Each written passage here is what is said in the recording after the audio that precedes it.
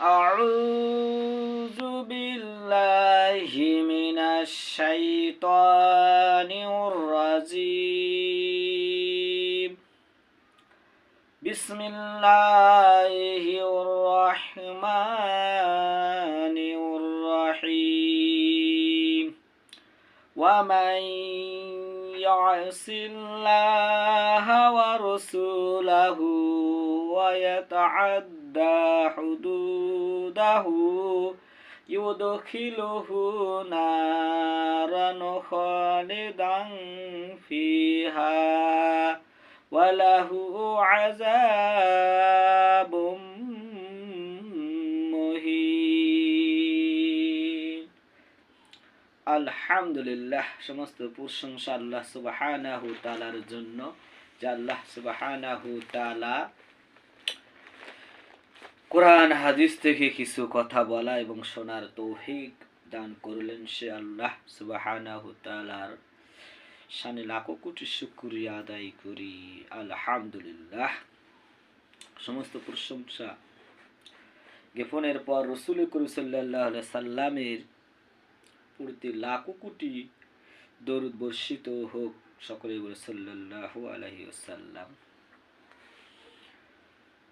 প্রিয় আল্লাহ তাআলার বান্দা বান্দী, আমি কিছু কথা বলবো কোরআন এবং হাদিস থেকে। আল্লাহর বিরুদ্ধে বাড়াবাড়ি করলে তার পরিণাম কি? রসুলের বিরুদ্ধে বাড়াবাড়ি করলে তার পরিণাম কি? কোরআনের বিরুদ্ধে বাড়াবাড়ি করলে তার পরিণাম কি?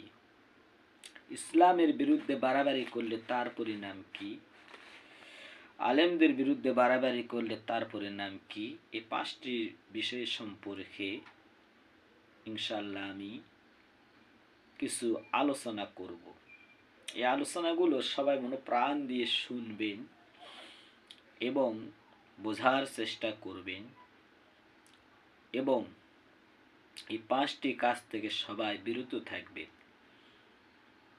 কেন এই পাঁচটি কাজ বিশাল বড়। বর্তমান সময়ে, বর্তমান যুগে এই পাঁচটি বিষয়ের প্রতি মানুষ খুব, ইহুদি, খ্রিস্টান, নাসারা, স্বৈরাচার, জালেম, নির্যাতনকারী, মুশরিক, মুনাফিক, এই সমস্ত মানুষগুলো খুব এই পাঁচটি বিষয়ের প্রতি খুব বাড়াবাড়ি করে। এই পৃথিবীর